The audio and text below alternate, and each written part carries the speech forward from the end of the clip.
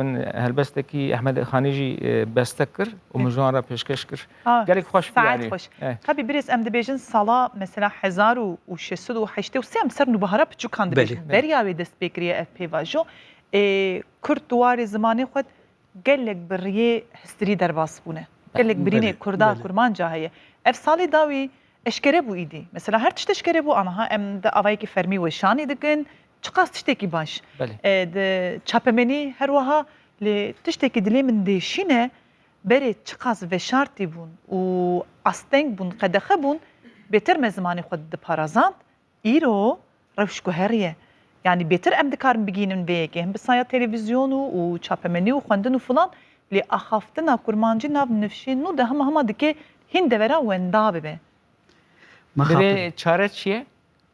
Çare kifşe divê zimanê Kurdî bibe zimanê fermîyayê yani zimanê zikmakî bibe perwerdehiyê. Ey li gor me beriya wê jî mal û malbatê axaftina rojane. Mal û malbat bûyî ew nayê parastin. Hînî zarokê xwe nakin birêz mixabin yani ew jî gelek kes te got navê xanimê havî ne ama kurmancî nizane ya da Kurdî nizane.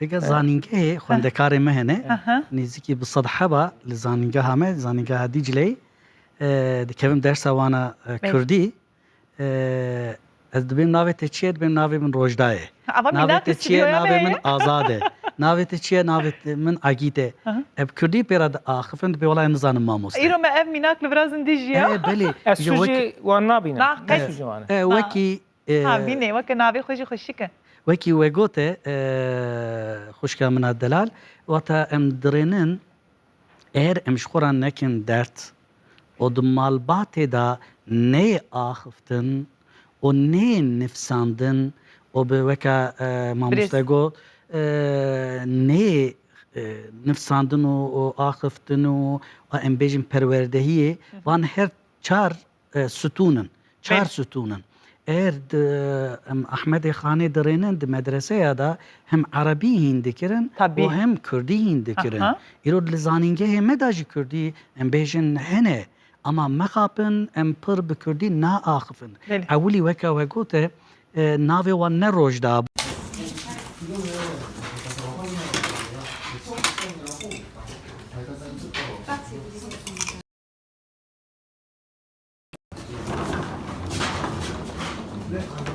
안녕하십니까. 담당 간호사 정지문입니다. 환자분 성함이 어떻게 되세요?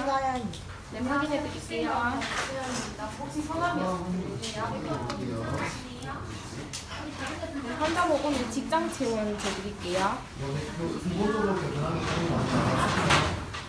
환자분 이쪽으로 누워주실게요.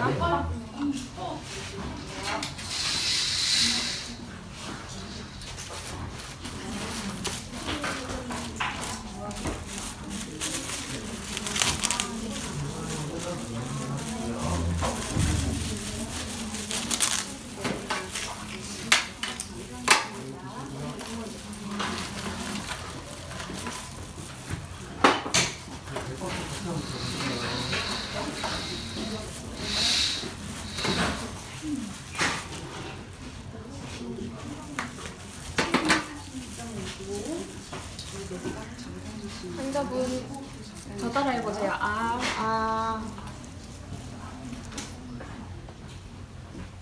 어디 다른데 불편하신 데 없으십니까? 수고하십시다.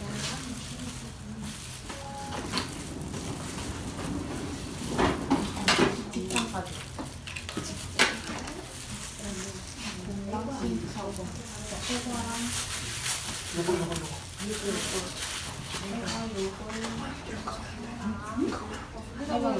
똑바로 누워주시겠어요?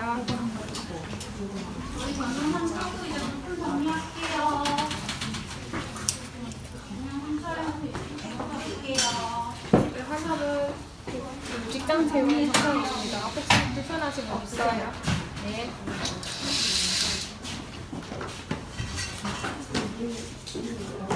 네, 쉬세요.